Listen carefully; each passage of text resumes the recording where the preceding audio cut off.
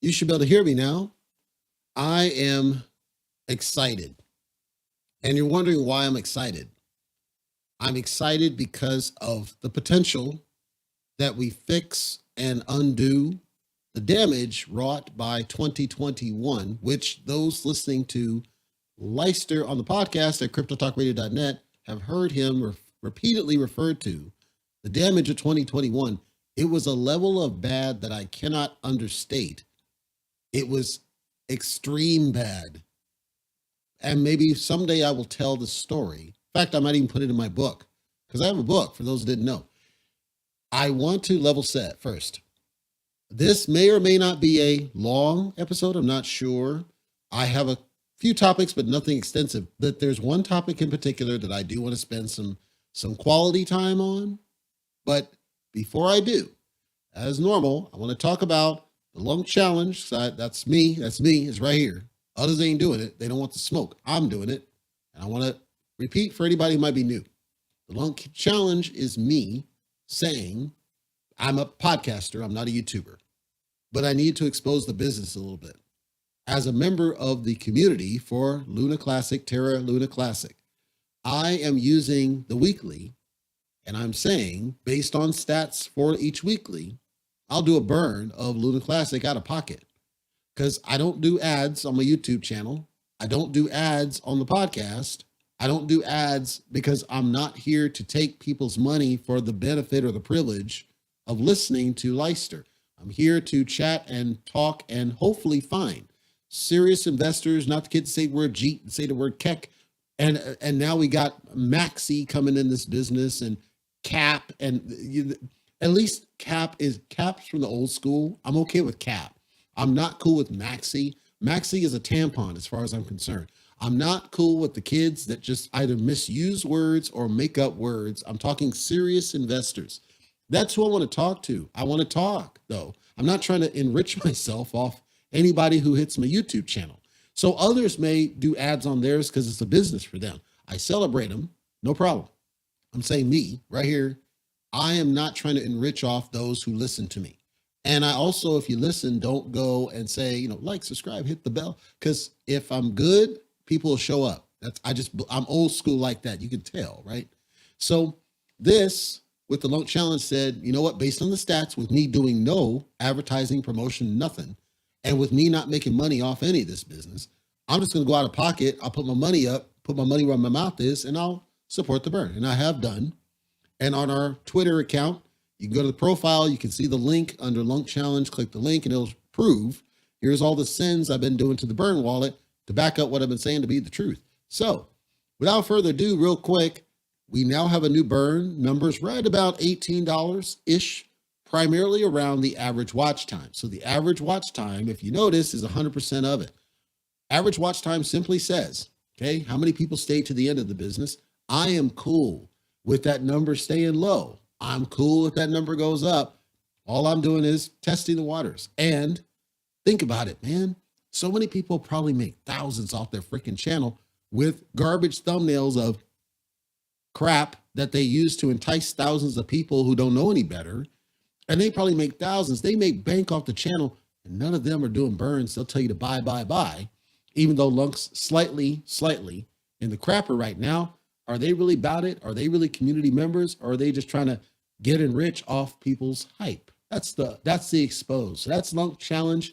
I think we're in a good spot right now, and I'm gonna keep on doing it. I don't care if anybody gets on board, but it helps me expose the business a little bit.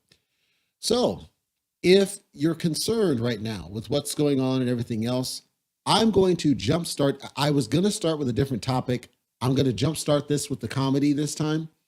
But first of all, let's see where we're at least at a high level with the business. And I always start with Ethereum because I have the theory that Ethereum, that partially rhymes, is going to be taking over as the leader of cryptocurrency. But that's not a good thing. It's not a bullish thing. And you're like, it's not, because of another update I got a little bit later about Ethereum. Bitcoin right now, fortunately, runs the game. When Bitcoin climbs, everything else climbs along with. So I got some good news. The good news is that Bitcoin in the next month, in the short term, is scheduled to go back down. dwindle a little bit back down. So right now it's about 21,000-ish. It is on track to go back down. So if you look at this business, from my eyes, it's trending somewhat downward. It is not okay, it's going to crap level down. It's expected to go somewhat downward in its price movement. I'm going to just spitball this. I'm going to estimate that Bitcoin goes down to right around here somewhere. And you're like, man, that's pretty dang extreme. It's only because of sentiment. In the short term, there's uncertainty. There's uncertainty with the Congress, with the elections, which I'll talk about here later. There's uncertainty with regulations. There's uncertainty about the stable coins and the government. I gave an update on the podcast, at least about Santander and them blocking your ability, or at least limiting your ability or restricting your ability to purchase cryptocurrency at the bank level, which I actually predicted. People don't want to come back and give my credit, but I predicted that what they were going to do was attack the perimeter, attack the ability to use the centralized exchanges, because that's how you get to fiat. That's your fiat off ramp. If you can't get there, or it's hard to get there, it makes cryptocurrency basically an internal isolated thing. You can have as much as you want of it. You just can't get access to the money, the actual fiat that you would need to do something with. So now you get the Gary Genslers of the world, you get the Jerome Powells of the world, the Joe Bidens of the world, and so on. And they create a negative sentiment shift.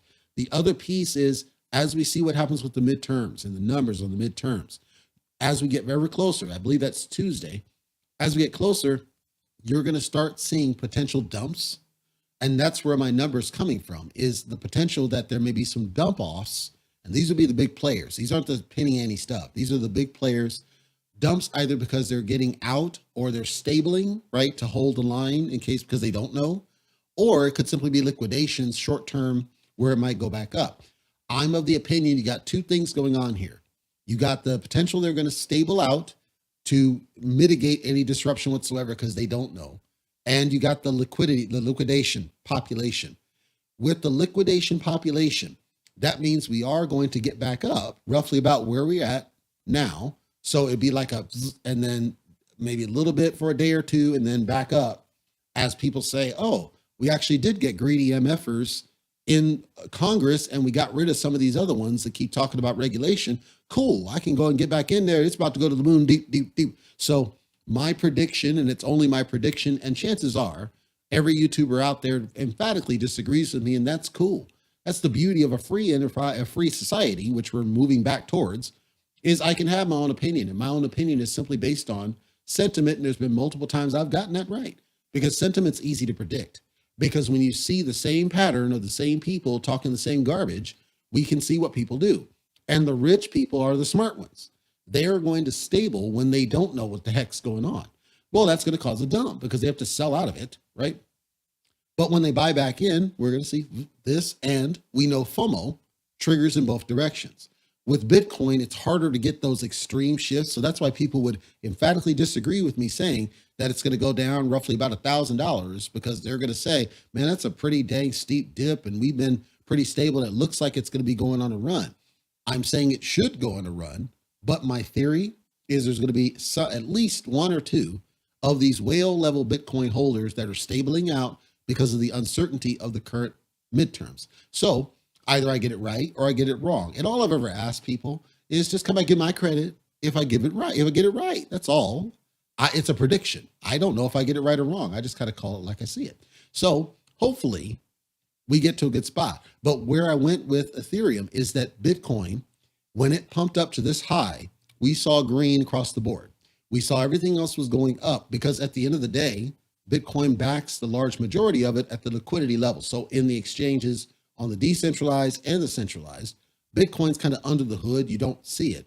Bitcoin is kind of making all this stuff happen, which is scary because it's a form of centralization, sure, but it means what I've always said, which is if you stick with the core coins, they can never steer you wrong. And we keep seeing that time and again. Talking about core coins, then, Bitcoin went on a run because of what it's doing. Ethereum went up to 1,600. It was down at like 1,500.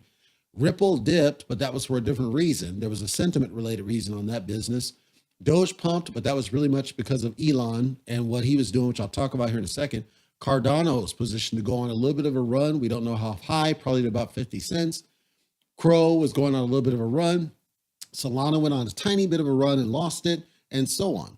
Well, Phantom and Polygon, if you were watching those two, specifically Phantom had some significant network activity that caused a huge jump to the point that even F Libero, which had been in the crapper, even F Libero started climbing back up and people actually bought it.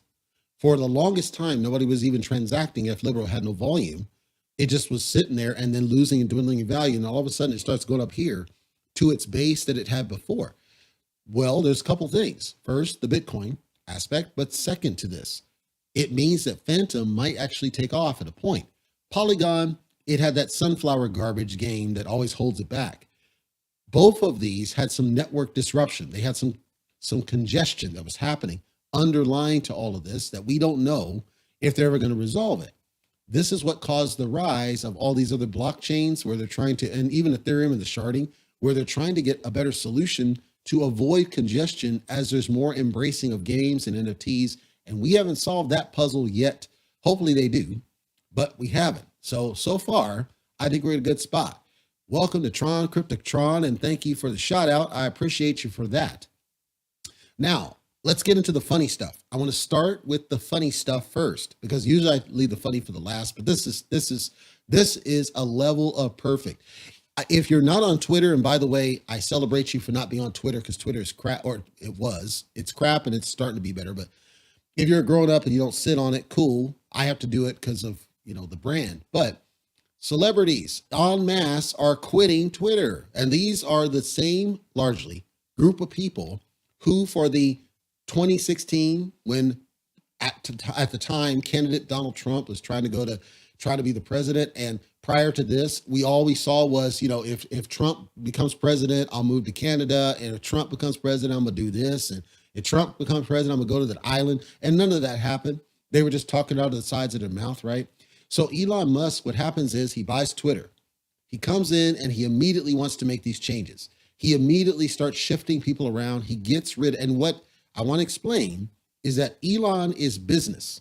He's not he has spoken out against this ESG, which is this idea that businesses have a part to play in the social conversation, the idea of climate change and misinformation seeking and all these things. He comes from the business. He comes from, what is our core mission? What are we here to do? Where Twitter went wrong is when Jack Dorsey ultimately sold out, let's be honest, sold out, and these big players, the BlackRocks of the world, et cetera, came in and they were pushing the ESG agenda, and they were forcing Twitter to do more moderation and more censorship of things because of the appearance for social acceptance, right? That the voices say that we don't want hate speech. We don't want these things. So we're forcing you, Twitter, to get on board and do these things, right? Elon comes in and he basically says, this ain't our job. This is not, this to this level is not our job. The idea that you have this group of people whose sole purpose in life is to sit off in the corner and slap banners on everything. It's not your job. We're going to actually put that back into the community. So they had this Birdwatch group, and the Birdwatch group is actually a group of Twitter people, and they would put in the banner on people. So former President Donald Trump got banners all over his stuff, but it was one-sided. It was basically making an affirmation of him being right or wrong. He would make a statement that's actually true, and they would put a banner saying it's false because it came from the government. But then, like say Rashida Tlaib or whatever her name is, and she says, they're quote, impeach the MFer, and all of these people on the other side of the fence were talking about there needs to be unrest in the streets. That's a quote from Presley, Rep Presley. There's, I don't know why people aren't protesting, maybe more will, from Pelosi, and all these that truly are inciting unrest. There was never a banner put on them. So it was obvious to people on Twitter. It's like, dude, you're just attacking this side, which was the quote conservatives, but you're not doing anything over these. These people are doing the same garbage. AOC was doing the same thing. Nothing was done there. So Elon comes in and he says, no, we're not doing that. If we're going to put a banner, it has to come from the community, and we're putting it everywhere. It's whatever. Okay, so then he starts doing this, right? And even the White House got a banner put on their business. White House gets a banner on them. The White House deletes the tweet. The celebrities are like, okay, now, because he guts the whole, this culture, whatever, and the climate, whatever, and the ethics, he guts all these groups. He guts them. Celebrities then start saying, okay, I'm done. I'm not going to do it. There's two sides to this now. First, they're the people that say, you know what, I'm done, I'm out, but they don't delete their Twitter. They didn't delete it, so they're technically still there. They're just allegedly not participating. I ain't quitting. You left your Twitter open. Quitting is truly quitting, as in you delete your Twitter. Mick Foley from WWE past fame, he deleted his freaking Twitter. He completely deleted it and said, I'm not going to be here. And I got major respect for him for having the balls to just straight delete it if it was really such a problem for him. Now, multiple of them, largely women, but multiple of them said, yep, I'm done, but they left their account open. This gentleman, I liked him. He said, I'm not going to be here, but just be nice with whatever you're doing. Okay, I respect that. I was really disappointed with Toni Braxton. Toni Braxton basically saying she wanted censorship, and that's why she's quitting Twitter. I was really disappointed in that because it's Toni freaking Braxton. This is a woman who fought at one point for true free speech, as in, you know what, you should be able to say whatever you want to say. And then all of a sudden, for whatever reason, it turned out to be a different thing. I don't know. I was disappointed in that one. But really, here's where it started to break down, right? I saw on one of these that I positioned this Sarah. I've never heard of this woman. Don't know who she is. She's like, okay, I'm out. This dude, beautiful. Quote, do it then. Delete your account. Don't pause it or leave it open until you decide to come back. Have the courage, your conviction to delete your 2.8 million followers account and walk away. Do it. This, ladies and gentlemen, is a beautiful tweet. It's a beautiful tweet because it means one thing. It means courage. It talks about courage. And I'm not talking about the courage to delete or not delete. I'm talking about both sides, right? If you really don't like what's going on, have the courage to delete your account and send that message. Do what you say, practice what you preach. Barry White. If you really don't like it, delete your account and send a message. But when you've got 2.8 million followers, you don't want to lose that because you understand what it means for your career. Because that's what it's really about. You're trying to preserve your career. You're trying to keep your bottom line intact. And I celebrate you and I respect you for that. But let's be honest here. These people are just putting it. It's like, hey, by the way, my plane's going to land. You don't need to announce that you're landing. You're not an airport, right? So just do it. Speak, and do. Just do it. And that's why I love this one. But on the other side, George Takei from Star Trek fame, he has been a vocal critic of everything conservative, everything Trump, everything, you name it. He came out on this and he said, I'm not leaving. I'm here and I'm going to use my voice and I will stand up for what I believe because I don't like what I'm hearing, but I'm not going to run from it. I'm going to speak out on it. That's courage. Like on both sides of it, it's courage. My point is, it doesn't matter what side you're on. People who have courage of conviction, people who are willing to speak out. That's why I always say, I'm a straight shooter in the world of sensitivity and I will never filter what I got to say. But if we had more people like this, that's where our bullish sentiments come from, ladies and gentlemen, is strong people who are practicing what they preach and they're putting it out there. And at least they try to tell the truth as long as they got data to back it up. In this case, it doesn't matter if you like Elon. It doesn't matter if you hate Elon. All people have ever asked is be honest and practice what you preach. And if you say you're going to do a thing, do it. How simple is that? It applies on the cryptocurrency side, because if you don't have those people running projects, I'm really attacking Saitama when I say this. If you don't have those people on those projects who say, nope, we're going to make this thing happen, and then they don't back it up. First, if you don't hold them accountable, that's a problem. Second, as the investors, if we don't speak out and say, you got this wrong, you need to fix it, because we're their boss, nothing changes. Change comes from courage. Courage comes when you basically just step up and speak out, or you have the courage to do what you say you're going to do and walk away. Courage to drop your investment and walk to another project. Courage to speak out when the devs screw you up, whatever. Courage is the key. Courage is where the bullish comes from. The reason we lost bullish is because the courage was lost across the board.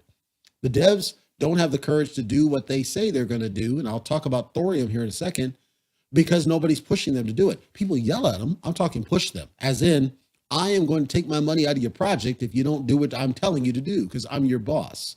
Courage is going to get us back to a positive sentiment, in my opinion. Speaking of sentiment and courage, let's briefly talk about Luna Classic, aka Terra Luna Classic.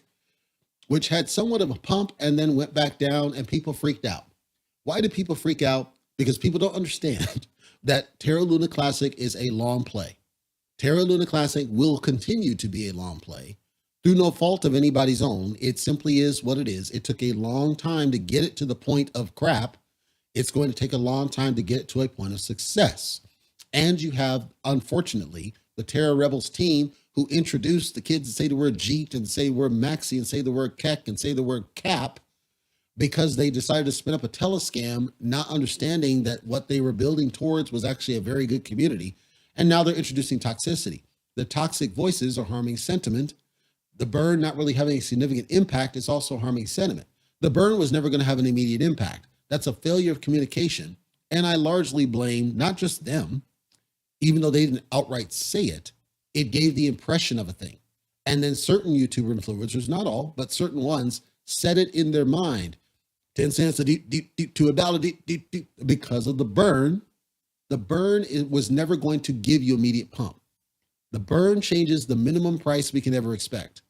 The burn was supposed to, over time, get us to a price point, but you still have all the other factors. You still have the pegging UST, hasn't been fixed. You still have sentiment, has been made worse. You still have the underlying uncertainty principle, not just around elections, but Luna Classic in general. It doesn't have the utility yet. There's a lot that has to happen. So it's a community thing. Like Luna Classic should be successful, way more successful than it is right now.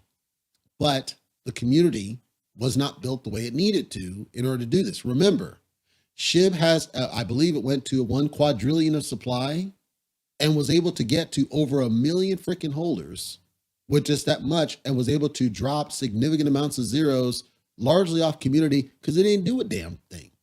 Luna Classic is its own freaking blockchain and it's not able to sustain upward momentum. How can you attribute that except to community sentiment not being what it should be, which is an indictment on the community itself and the people who are promoting it as something other than it should be. And that's a bad thing. I think, at least. Speaking of SHIB, by the way, Bone happens to be outperforming it. Well, if anybody listened to me on the podcast, cryptotalkradio.net, I called this way back in I believe it was Q1 of this year. One of the episodes, I said, Bone was down to like 40 cents. I said, I think it makes sense if you, as a recommendation, that you might consider buying some Bone, because I suspect it's going to go somewhere and you might make some money. There was 2 reasons for this. One, Bone is planned to be the gas for Shibarium. Shibarium is getting very close to its public beta release, and that's driving some positive sentiment by the rumors, sell the news, but also people who had already stacked it, people who already had it available are stacking more of it. Well, just to prove what I'm talking about, Bone went as far down as roughly about 40 cents, 39 cents at its low point, currently $1.12. So if somebody had bought Bone, and even right in here in the September range, all the way up to about $2.40, you can do the math. People don't want to come back and give my credit when I say, I think Bone's going to have some runs. Now, as you look at the graph, it looks like Bone is poised for another run up. If Bone is used as the gas, which is still the plan, and Shibarium actually works without being screwed up, which is not guaranteed, by the way, it means that Bone is positioned to start running again. Bone still has a constrained supply. It is built to have a little bit more than what it has, but it's still a heavily constrained supply in comparison. And mind you, Bone only has 61,000 holders. SHIB has over 1 million holders. That's a lot of FOMO potential, 1. 2, just with the supply alone and the fact that there's a burn mechanic built around all this business, I have a theory that Bone is going to very quickly start surpassing SHIB in terms of popularity if Shibarium is done right. And that's a big if, because they've screwed up before, and I'm not guaranteeing a thing. I'm saying if they can get it done right, Bone has a potential to start skyrocketing even higher than its all-time high. I believe it's all-time high, about $4-ish. So time will tell. All I'm saying is, back here, man, I told people, I think this is going to go higher because I didn't think it could go any lower. I'm not sure exactly where it goes from here. All I'm saying is it has a strong potential to go even higher than its all-time high but it's up to the team not to fricking screw up, and that's a big thing. 2 points I'm going to call out now, just as an FYI. So the Fed, as in the Federal Reserve, was doing some simulations. What they wanted to understand was, how could we potentially leverage blockchain as a replacement for our current banking? So ACHs, wires, etc. And mind you, the data that they gave is faulty, and I'm going to get to that. But they did some calculations. And right now, when you're doing foreign transactions, they estimate about 2 days, sometimes longer, let's be honest, about 2 days, because there's a lot of hoops in there from the communication from sender to receiver and vice versa. Acknowledgements, vetting of the information, vetting of the data. Is there any risk? And I'll talk about risk here in a second. There's all these things that play into the transaction when you do a send or receive. And what they found with this blockchain experiment is that they were able to cut it down from roughly 2 days down to about 10 seconds. Well, the reason I say it's a faulty simulation is because this likely did not include all of the different regulatory scrutiny that happens in the banking system today.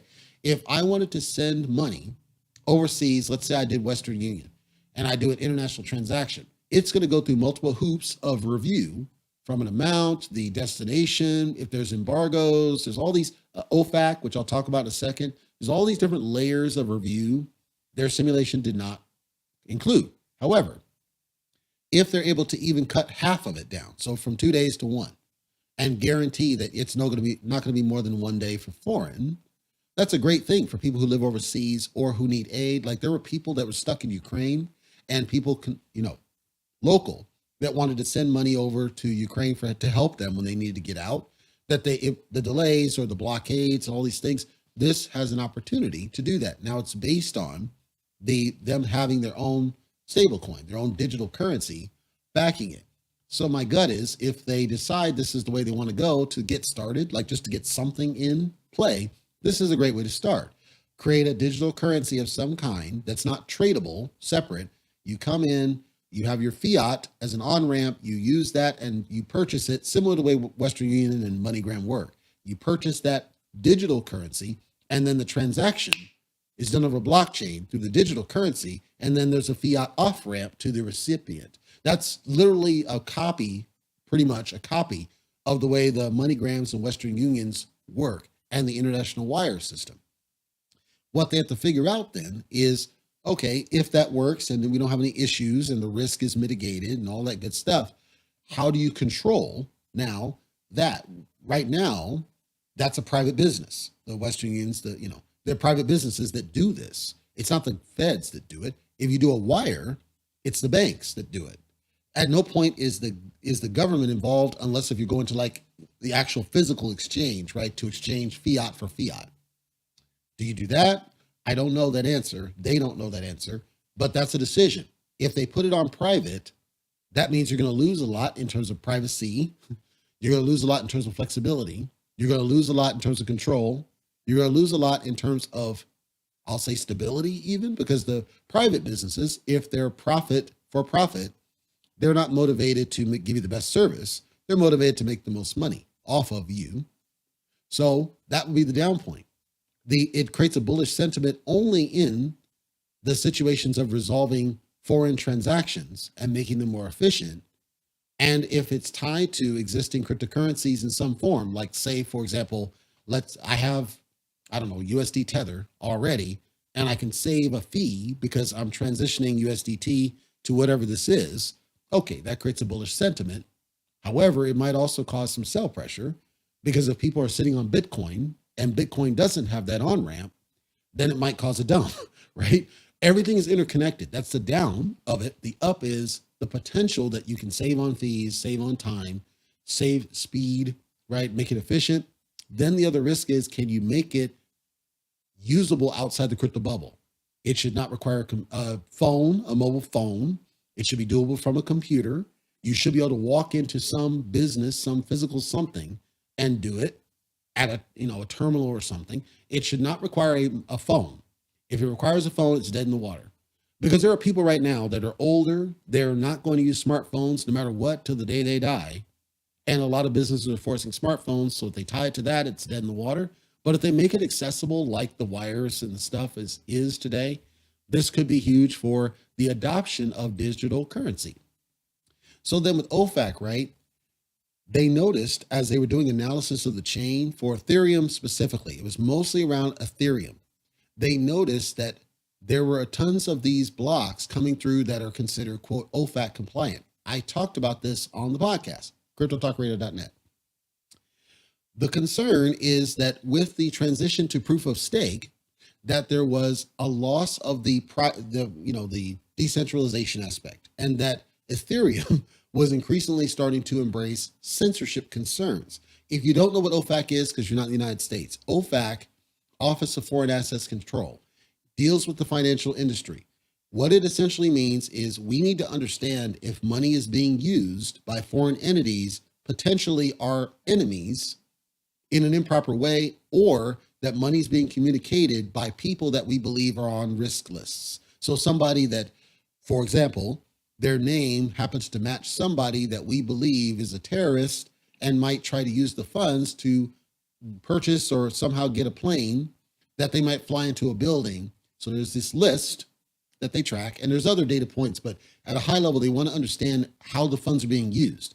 So every financial transaction you do through a bank, so we're not talking paper money, we're talking through electronic digital, every single one of them are duly noted. Your name is duly noted, your address is duly noted, your sender, if you're sending it ACH wire, is all duly noted by the bank, and it's communicated and traced and compared. When the amount exceeds a certain limit, there's other paperwork has to be completed because of the higher risk, right? They don't care as much if you're sending $10 to your kid back east in college or something, but they do care that you're sending $20,000 to the Kokomo, right? Because it's like, okay, what the heck is going on here? Could be perfectly safe and benign, but that's the whole purpose of what OFAC is trying to understand. What's going on with the money and the money movement of a thing? Well, this started with the proof of stake transition. This idea of censored blocks, or blocks that were subject to censorship, is probably better said. And people wanted to understand, why is Ethereum increasingly getting these OFAC compliant blocks? And I talked about how the idiot Vitalik likely was in bed with somebody in the government, where somebody was pulling his strings to condition and position Ethereum in a world where it was more easily controlled by regulation with the proof of stake transition. Because Gary Gensler in a past update had said, essentially, I paraphrase, if it's a proof of stake, it automatically is a security because of the way staking works. Staking works that you are securing assets for a purpose, and there's an intent of profit on the back end. Okay, that means it passes the Howey test. That makes it a security. That puts it under our regulatory purview. People started questioning, well, why are we rushing to proof of stake with Ethereum? It's going to kill the mining business. It's going to harm this, that. We're going to lose privacy. But we kept muscling forward because of the gas. In 2021, the gas fees started to get out of control. I saw quotes of like $2,000 for just the gas to send from A to B. I know I had said, screw you on Ethereum multiple times because the gas quote was like $150, $200 to buy $50 of a thing. If the gas hadn't been so dang high, I'd had way more Satama back when Satama was a thing before the failed November 13th event. And I'd have had millions easy because I'd have bought way more at the right time. The gas held me back. That was what was driving the proof of stake push, was to get the gas better under control. Well, the gas is down. It's certainly not at the base like a phantom or something, but it's down. But the negative is that privacy now is potentially at risk because of these OFAC compliance things. So this is now an open conversation. The person in charge of Cardano actually came out criticizing the fact that this push to proof of stake happened over Ethereum and the sharding and everything else, primarily around this, but for other reasons. I find that a joke because Cardano's had its own issues and couldn't even keep its thing stable for a long time. Solana ain't got nothing to say because they can't keep their thing running. So Ethereum of them has been the most stable. So I'm not trying to tinfoil you. I'm saying just the data says we're seeing that OFAC is increasingly getting more involved with the types of blocks.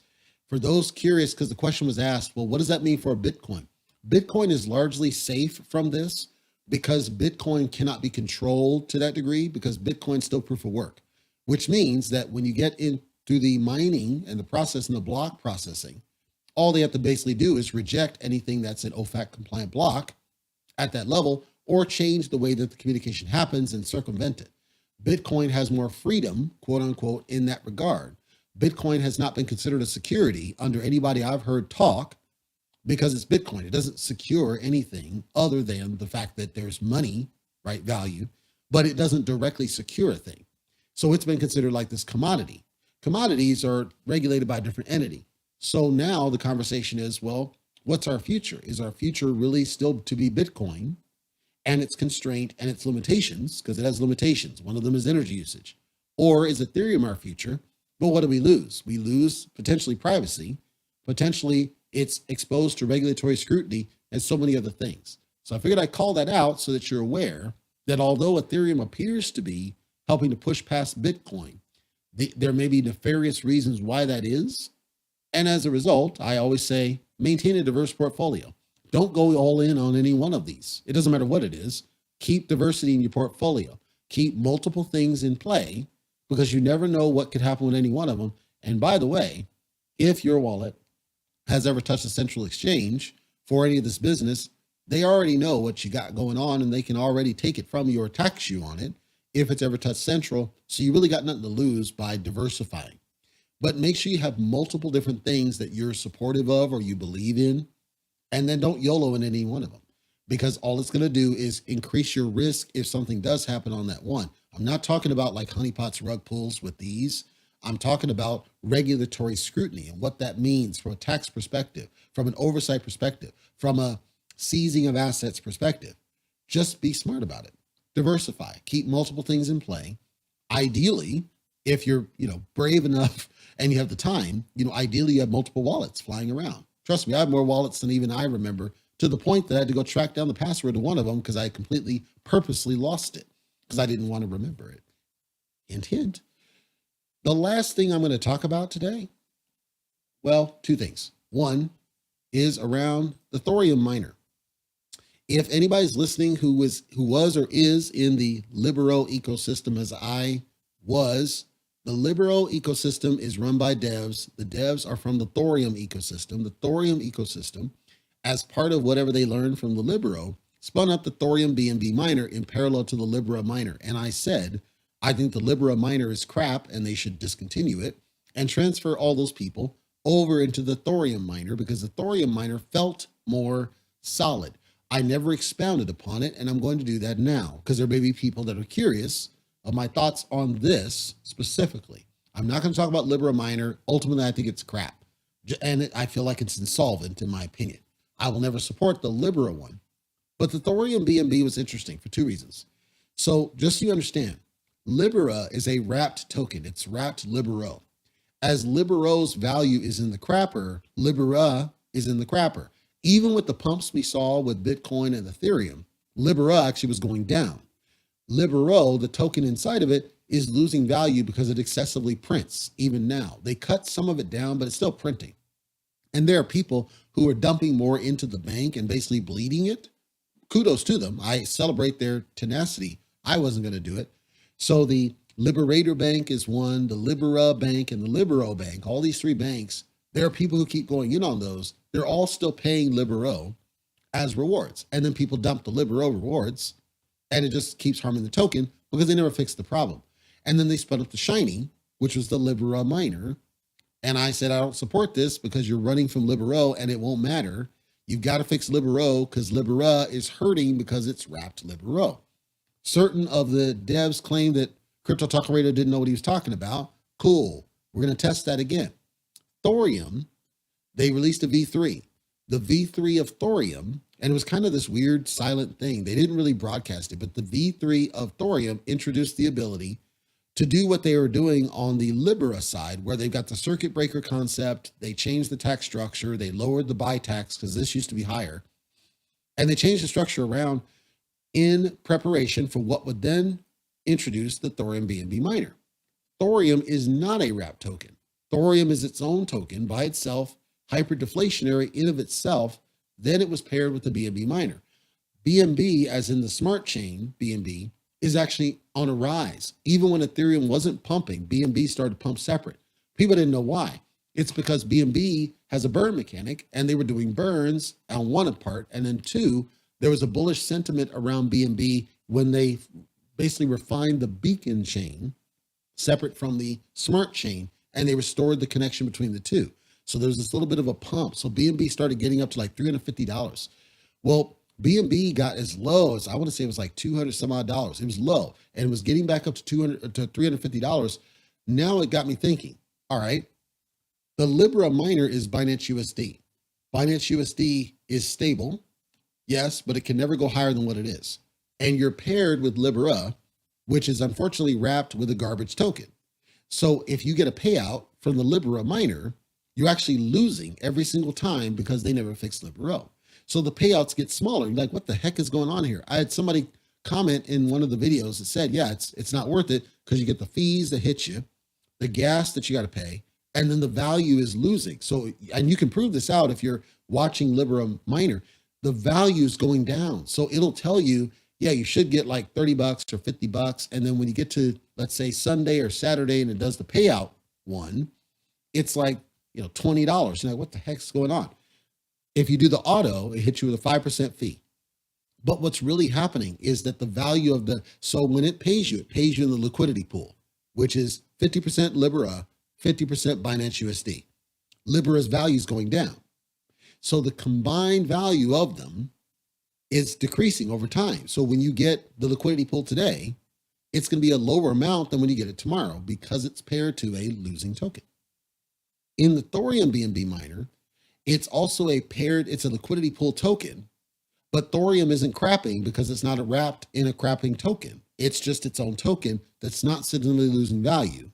And that's paired to BNB, which is actually on the rise. That's where I was like, my aha is, okay, that makes logical sense. BNB is really what you want right now. You can do Binance USD, but you're gonna get less of it because you're paired to Libra on that side. But over here, that's intriguing. Now, it still has the same flaws as Libra Miner in the sense that they made it a game, which I don't care for. And essentially you got to do half of whatever to get whatever, which I think is a ripoff, frankly.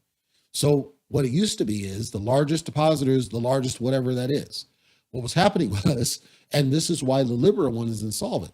What was happening was before you could just deposit like say 200 bucks and get like $3,000, right? So people would understand, they would just time it and say, all right, cool, whatever, do. And then it was draining the pool. So then they said, okay, you got to at least put half of this business in there in order to get whatever this is. And then they lowered whatever the prize amount is. And then they said, well, if you don't give the half that we want, we'll just give you half of whatever you put in there. So that limited how much the winning deposits are, but it made it that if you at least won it, you got something, right? But not the, thousands and thousands. And there are some people who are making major bank with small deposits. I saw one guy, he put $10 in there. I'm talking on the Libra side, $10 in there, and he got like $3,000 because of the way the thing was built, which is because it wasn't well thought out. Then they started adding this lottery business, and the lottery business, the only difference with the lottery is simply that if you do the automation, you're pretty much guaranteed one ticket a day. And there were people with a very small number of tickets that were winning the prize. Statistically, for the most part, you're unlikely to get it for just one ticket. But at least if you do the automation, it guarantees you one ticket to work off of without having to do any extra work. Okay, cool. Well, here's those, I don't want to say scam, that's not fair, but here's the shady one. On the Libra miner, it is for each one liquidity, you get one lottery ticket. On the Thorium, it's for each one liquidity, you get 10 tickets. Okay, why? Because on the Libra side, each liquidity is like $1. On the Thorium side, each liquidity is like $23. I'm stressing it's a significant, vast difference in the value of what you're putting in and what you're getting out on Thorium versus Libra, even though Libra had more base to start off of. For whatever reason, I can't explain that. So I know why they're doing this. They're doing this to encourage more deposits on the Thorium side to build back up because Thorium was drained out. They used some of the Thorium funds to help support some of the other tokens in the ecosystem. That's what it's for. So I think it's smart. My point only is that on the Libra side, it's kind of a ripoff versus what on the lottery versus what Thorium's doing. Okay. Then they have the time deposit. The time deposit isn't really spectacular, because it still requires you to put in 50 bucks on both this and the Libra side. And for your 50 bucks, you may only get $2 because of the way that it's built. Okay, whatever. Win it now, which this was new. And then they added where basically you have to put in half of whatever this is. So here you'll immediately get an extra 8 grand if you put 4 grand. Well, my response to that, and you're probably going to win all the other stuff. So it's catered to whales, yes, because if you're a whale, you don't care about tossing 4,000, get an extra 8,000. Do. Cool. I'm not going to toss $4,000 to get 8. If it was toss, 2,000 to get 8, okay, I might be able to justify that. Here's then where people got it wrong because they got confused because the team doesn't explain it right. Whatever you win on any of these businesses, any of them, goes into your accumulated, not into your deposit. Your deposit is simply what you put in, not what accumulates or what you won. What you won elongates how long you get paid. It extends how long you're going to get payments. What you put in drives how much you get paid. So that was where people didn't understand. The thorium one, from what I can tell, even though it has the same minimums, like $1,000 to turn on the automation and whatnot, even though it has the same minimums, the difference is because it's paired to BNB, whatever your daily return gets to, because it's paired to BNB, as BNB goes up, it's actually giving you more value than what the Libra one's doing. Because Libra is only Binance USD. It can never go any higher than what it is. You'd have to wait for Libra to get to a point. So far, it has struggled to do so. I don't know. Again, for me, I would have said, cut and run on this Libra business. It ain't working like you thought. And thorium actually appears to be very well built because they paired it to BNB. So my initial theory about that appears to be correct. The value seems to be stronger on the thorium side because they paired it to BNB for those that are interested in the miner concept. You can see that then reflected in the spread for the pool, because ultimately, in terms of what's left over, you got 3 times what's been claimed out. If you look at the Libra side, it's lower because you have more whales over there who are essentially this number. It's basically draining out and they're not able to encourage more deposits. So it's kind of insolvent. Mind you, the Libra side has over 4,000 people on that business, whereas the thorium has 1,500. Even though the thorium got 1,500, if you look at the curves on both of these, you're going to see a healthier curve with less disruption on the thorium side than you see on the Libra side. I don't know what that means long term. I don't know if they plan to keep the Libra miner. They probably will because it's greed. That's fine. I'm saying that if you're interested in anything miner, I am happy to, at least for if you're interested in it, I think the thorium one is perfectly fine. I don't see anywhere near the issue. And the thorium one seems to be able to create a future bullish because it's paired to BNB, and BNB appears to be in a bullish mode, at least moderately so, compared to the Binance USD, compared to the Libra. That's my opinion on it. Anyway, let me close up real quick. And this has to do with the 2020 election, or not 2020, 2022 election, the midterms. If you are following it, whether you're local, like in the United States or not, but if you're following it and you're curious, as many people I believe should be and are, you might be wondering, okay, well, how does that tie to cryptocurrency? It ties to cryptocurrency in one key way, and that is, at the end of the day, we want to have people who like cryptocurrency, as I describe them, people who are just as greedy as you and I. That's really what we want. Cryptocurrency is in direct contradiction to a push towards climate stuff. So any candidate who's talking about, quote, farting cows or going all electric or going all solar or going all wind, they will never support cryptocurrency, because proof of stake is all sounds good, but you got to understand the validator has to run on something. The validators usually will put it on the cloud. The cloud situations, most like Google, for example, they'll create theirs as sustainable as they can, but at the end of the day, they're still going to use electricity. The cooling system is still going to use electricity. You're never going to be able to run what we need to support a modern society on nothing but wind and solar. It's never going to happen for multiple reasons. That's okay.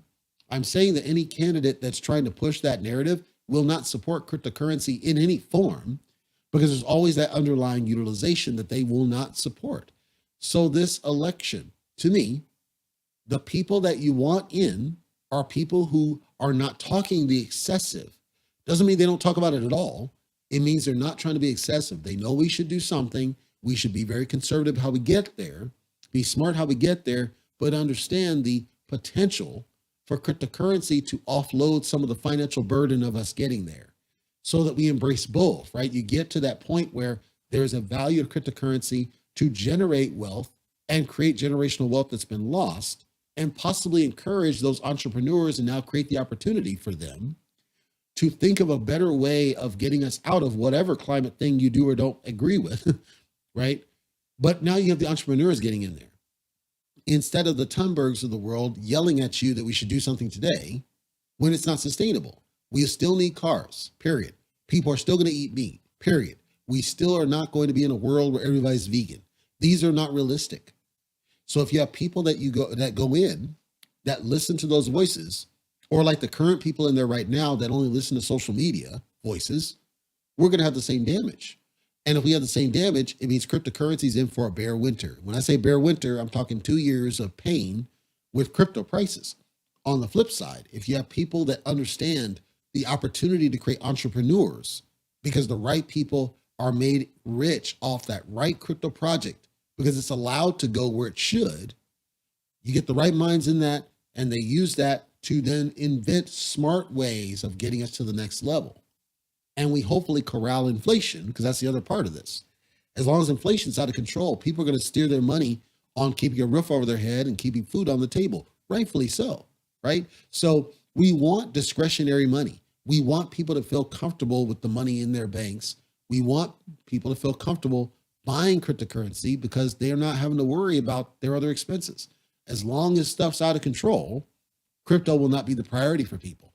I believe that's playing a big factor in some of the bear sentiment. People are worried about being able to pay the freaking bills. I know from my own perspective, I had to pay over thousands of dollars for the electric bill, primarily because in Nevada, they like to overcharge you for electricity when it's hot, and then it's dirt cheap when it's cold. Don't you find that rather sketchy? I do. And then the push of everybody should just buy an electric car, deep, ain't realistic. And I say that as a person who has owned 2 hybrids. Hybrid is where we should have been by now because hybrid was more sustainable. It would have minimized reliance on fossil fuels. It got us in a smarter point. And if we didn't do the excessive printing that we did, which didn't make any sense because we didn't really benefit from it, because they didn't invest that money in programs to help people to offload their concerns, I believe we would have had more bull than we did. I believe we would have got out of the bear sooner and when we expected. I believe the reason it was so long is we supported people's voices. When I say we, I mean society. Supported people's voices that were never going to support cryptocurrency. If you are in the United States and you plan to vote, all I can say is vote for people who support what you believe, not necessarily who emotionally you agree with. By which I'm saying, if you want crypto to succeed, you've got to get people who are just as freaking greedy as you. That's what it is. It doesn't matter if they're demographic, none of that matters. At the end of the day, they say our economy's jacked up. We got to fix it. This crypto thing's got some potential. We got to support it. Like you could tell these are some greedy MFers, right? They want it just as bad. You know, Ted Cruz has bags of Bitcoin. He said so. Yeah, I got bags. Those are the people you want. People who support what you support. So however you choose to vote, if you're in the US, make sure it's in alignment with what you believe and what you want, not necessarily what emotionally sets you. Because what'll happen is certain of those people who have that message secretly in the back, they're going to work to kill this business because that's what they're trying to do. They don't want crypto to succeed. Certain of them don't. I guarantee you Biden doesn't. Pelosi probably because she's got bags. We know she does. The point is they don't want to succeed for you. They want to succeed for them. That's where the regulations come into play. So with that said, I'm going to shut up and see if anybody has any questions in our various chats, and then we'll wrap up for today. And once again, I thank Tron Cryptotron if they're still here, and I'll check Twitch.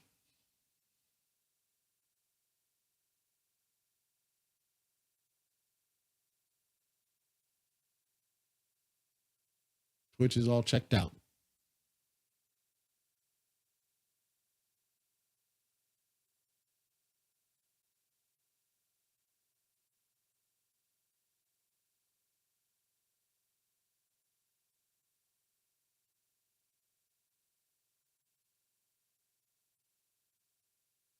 And we are on moderate delay because we are doing live closed captioning for our audience that is hard of hearing, because we want to make sure that they are able to participate, whether they're live or not. And that's a priority for us. Of course, YouTube's live transcription is garbage, so we apologize for the terrible quality of it, but there's no other way to do it except for the after one. And the after one is actually more accurate, but it means that you have to wait until YouTube finishes its process, and that sometimes takes a day or two. So we're going to see if this one came with better quality. That's the hope anyway, with some of the audio tweaks that we tried to make. But some words are simply not recognized, and it has no concept of punctuation, by the way.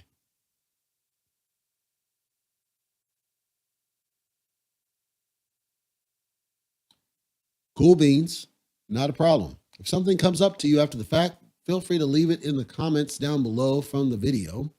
And I appreciate those that are here live. I appreciate if you're hearing it after the fact.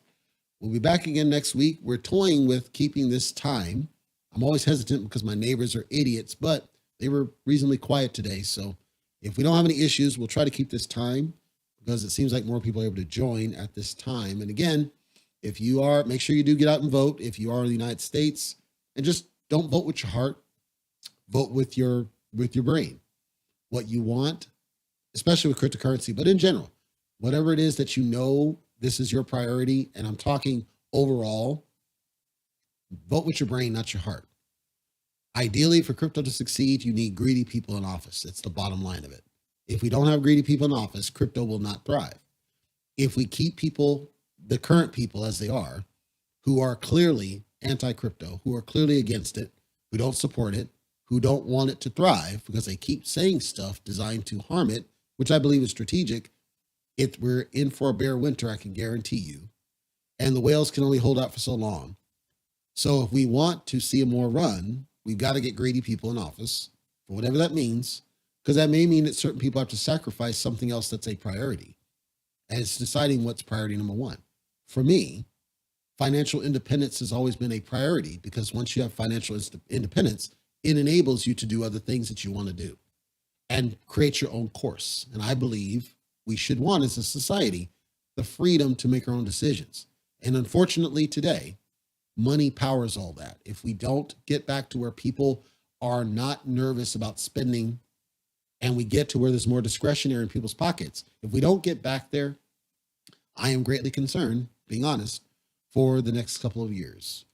With that said, once again, thank you for dialing in. We will be back next weekend for more fun and entertaining stuff. Until then, see ya.